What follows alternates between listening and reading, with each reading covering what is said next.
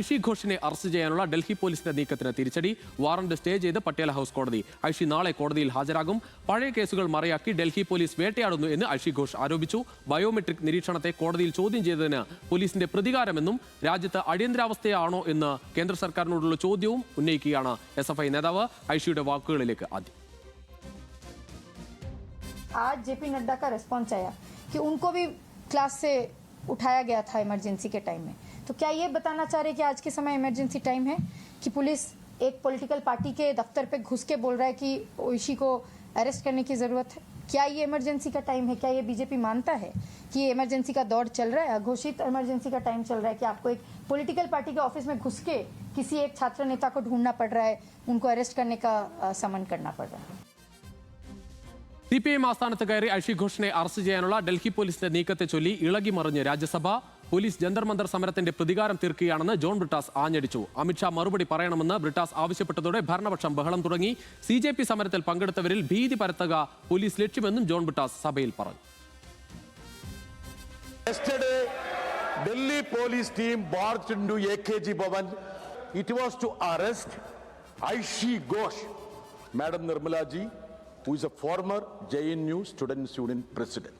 Her only mistake was that she participated in Jandar Mandar agitation. Sir, this is a... Arey, Shramik, please. Sir, one day, now, Honorable Home Minister, as to what has happened.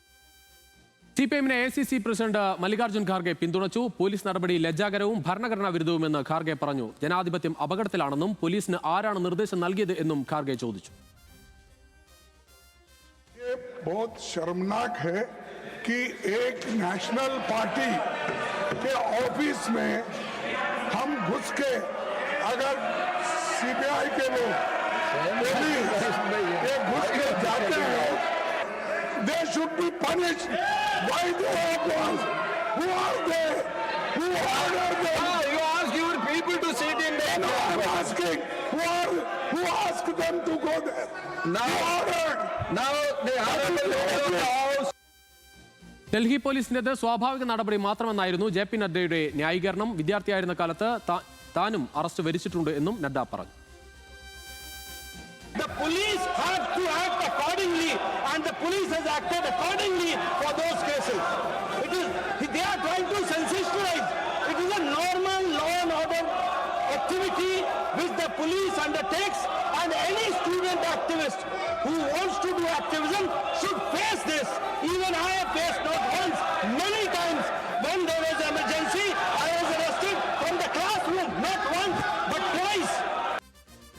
പോലീസിന്റേത് യുവാക്കളെ ഭയപ്പെടുത്താനുള്ള ശ്രമമെന്ന് CPIM general secretary MA ബേബിയും പറഞ്ഞു. ശരത് ലാൽ ശരിക്കാണ് കൂടുതൽ വിവരങ്ങളുമായി ഡൽഹിയിൽ നിന്ന്. ശരത്ത്, ഒരു ദേശീയ പാർട്ടിയുടെ ആസ്ഥാനത്തേക്ക് കടന്നു കയറി ഒരു വിദ്യാർത്ഥി നേതാവിനെ അറസ്റ്റ് ചെയ്യുന്നത് ഒരു സ്വാഭാവിക നടപടി എന്ന തരത്തിലാണ് BJP ഇതിനെ ലഘൂകരിക്കാൻ ശ്രമിക്കുന്നത്. എന്തായാലും പ്രതിപക്ഷം അത് CPIM ആ വിഷയം അത് സഭയിലും പുറത്തുമൊക്കെ വലിയ പ്രതിഷേധമായി ഉയർത്തുകയാണ്. എന്തായാലും നാളെ കോടതിയിലാണ് ഈ കേസിനെ സംബന്ധിച്ചുള്ള അടുത്ത നടപടിക്രമങ്ങൾ നടക്കേണ്ടത്.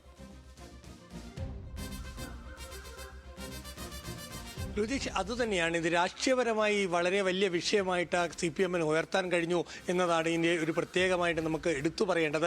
കാരണം ഇന്ന് രാവിലെ 10 മണിക്കാണ് ഇന്ത്യ സഖ്യ യോഗത്തിൽ ഇത് സംബന്ധിച്ച കോൺഗ്രസിനെയും മറ്റു ഘടകകക്ഷികളുടെ ഇന്ത്യ സഖ്യ കക്ഷികളെയും പിന്തുണ നേടുന്നതിൽ CPIMന് കഴിഞ്ഞു എന്നുകൂടി പറയേണ്ടി വരും. അതിൻ്റെ ഒരു പ്രതിഫലനമാണ് ഇന്ന് രാജ്യസഭയിൽ നമ്മൾ കണ്ടത്. മല്ലികാർജ്ജുന ഖാർഗെ തന്നെ ഈ വിഷയത്തിൽ ഇടപെടുന്നു. എന്നാൽ കേരളത്തിലുള്ള കോൺഗ്രസ് നേതാക്കൾ, അത് കെ സി വേണുഗോപാലാവട്ടെ മറ്റു കോൺഗ്രസ് നേതാക്കളൊന്നും ഈ കാര്യത്തിൽ CPIMനെ വേണ്ടി പിന്തുണച്ച് വന്നില്ല എന്ന കാര്യം നമുക്ക് ശ്രദ്ധേയമാണ്. കാരണം പാർലമെന്റ് മുമ്പിൽ നടന്ന പ്രതിഷേധത്തിൽ തമിഴ്നാട് PCC പ്രസിഡന്റായ മാണിക്കം ടാക്കൂർ മാത്രമാണ് പങ്കെടുത്തത്.